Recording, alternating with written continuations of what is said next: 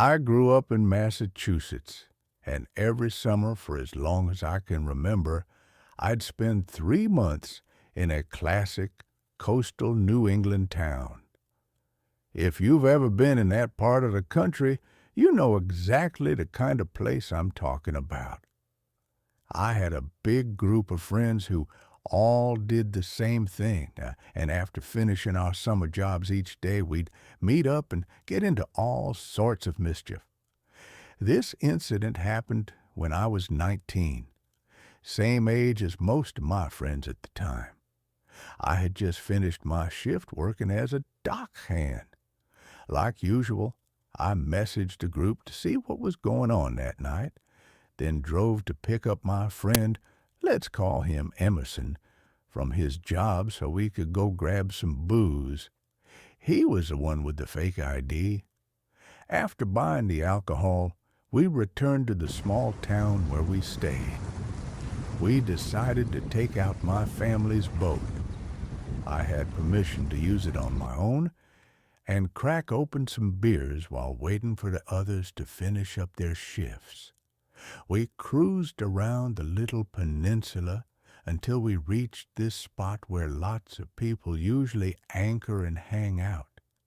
There were a few boats already tied up, and even though it was around 7 p.m., that wasn't out of the ordinary.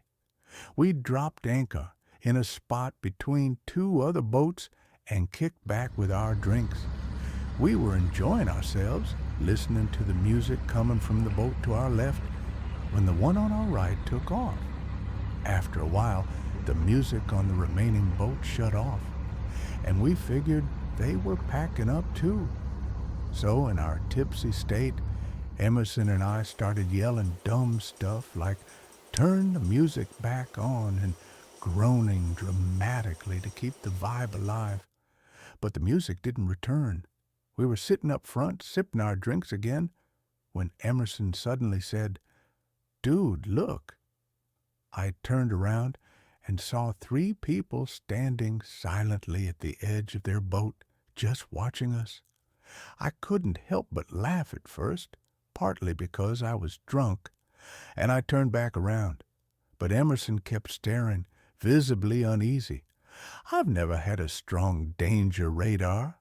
I'm usually upbeat and not one to panic, so I brushed it off and told him not to worry. I figured they were just curious or something. But he stayed fixated, looking more and more disturbed, which I didn't really understand in the moment. By then it was getting pretty dark. The only real light came from their boat, so you couldn't make out their features, just the shadowy outlines of their figures.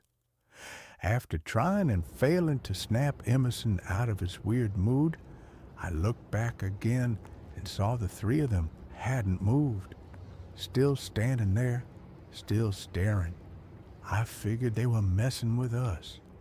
So I grabbed the megaphone stored near the steering wheel and shouted, $20 to watch, boys." Trying to be funny. Emerson didn't find it amusing at all. He looked seriously spooked, and the joke clearly rubbed him the wrong way. As I was putting the megaphone away, I heard one of the people on the other boat laugh. Just one of them. It sounded like a man, but there was something wrong with it. It was slow, low, raspy, and unsettling. That's when I started to feel a chill creep in. Emerson stood up and said, "Bro, let's get out of here. This is messed up." But I shrugged it off and told him it was fine. Right then, we heard 2 distinct splashes coming from their direction. Now, only one silhouette remained on the boat. Emerson immediately jumped into action, scrambling to pull up the anchor while I laughed at how dramatic he was being, still sipping my beer like a fool. Looking back, I realized how dumb that was. He told me to fire up the engine, but I was cracking up watching him struggle with the anchor. I was so distracted I didn't even hear the sound of people swimming up to us. Emerson stopped suddenly and gave me a look while holding the anchor, and that look made me freeze too. We couldn't see anything in the water. It was too dark, and the lights on their boat were off now. I called out, "Hello?" but got no reply. Even the sound of splashing had vanished. Then, at the exact same moment, I heard Emerson yell, "Oh!" and something splashed loudly behind me. I turned around and saw someone trying to climb onto the back of our boat. I completely panicked. As I scrambled to turn the key in the ignition, I saw a hand reach up and grab the railing near Emerson, who was yelling and brandishing the anchor like a weapon. I finally got the engine started and, acting on instinct, slammed the throttle forward, straight into a sandbar just in front of us. I threw it in reverse and gunned it backward as fast as I could, steering us out of that little inlet and into open water. Once we were clear, I shifted into neutral. Emerson and I stared at each other, and he immediately launched into a well-deserved "I told you so" rant, calling me an idiot. I couldn't even argue. I agreed completely. I said we should head back, and he was on board with that. Honestly, we should have gone straight home to the dock, but for some reason we decided to clean up the mess that had been made during the chaos. Before we finished gathering everything, I looked back toward where we'd just escaped from and saw the lights of a boat heading our way, fast. I muttered, "No way," and ran back to the wheel, slamming the throttle forward again. Our boat's pretty old, so it doesn't go super fast, and even at full speed, they were gaining on us. Emerson started freaking out, saying things like, "Who are these people? What the hell do they want?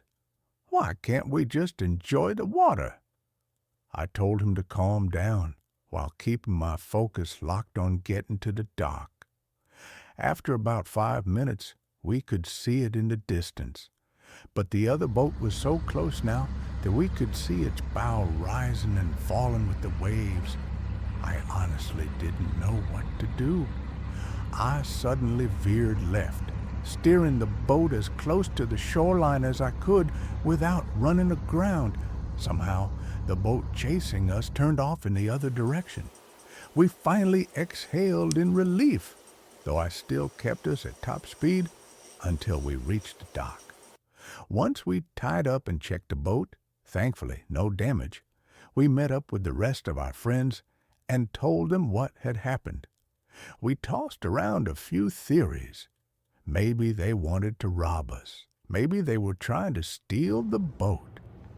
We didn't recognize the vessel, so we figured they weren't locals. I still don't know what their deal was. I'd rather not think too much about it. I'm just glad we didn't have to find out.